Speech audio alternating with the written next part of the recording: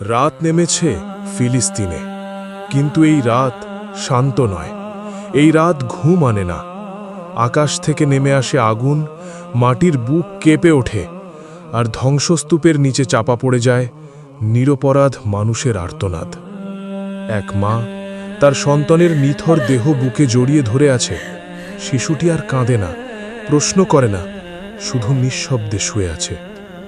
এই হলো আজকের ফিলিস্তিন, রক্তে ভেজা, ধ্বংসে ঢাকা আর অসহায়। আর ঠিক এই মুহূর্তে পুরো মুসলিম বিশ্ব তাকিয়ে আছে। কেউ নীরব, কেউ ব্যস্ত, কেউ শুধু বিবৃতি দেয়। প্রশ্ন একটাই, এত বড় উম্মা হয়েও আমরা এত অসহায় কেন? এই প্রশ্নের উত্তর লুকিয়ে আছে ইতিহাসে।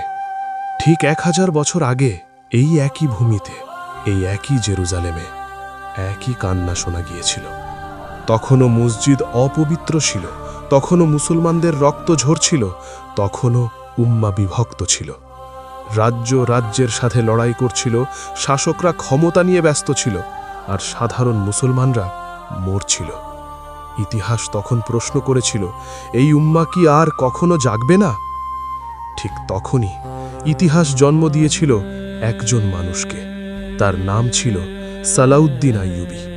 তিনি শুধু একজন যোদ্ধা ছিলেন না, তিনি ছিলেন একজন ইমানদার মুসলমান, একজন ন্যায়পরায়ণ শাসক, একজন উম্মার দরদি নেতা।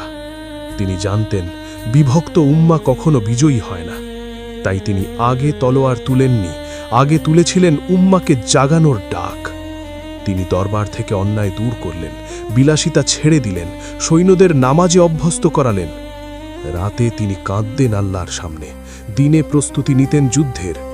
আর যখন যুদ্ধ এলো, তা শুধু অস্ত্রের নয়, তা ছিল ঈমানের যুদ্ধ।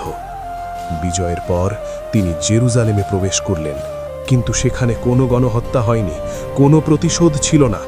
ছিল শুধু ন্যায়, ছিল শুধু চরিত্র, ছিল ইসলামের সৌন্দর্য। আর আজ ফিলিস্তিন আবার প্রশ্ন করে, আমার সালাউদ্দিন কোথায়? কিন্তু সত্যটা কঠিন। সালাউদ্দিন আসেন না, সালাউদ্দিন তৈরি হয়।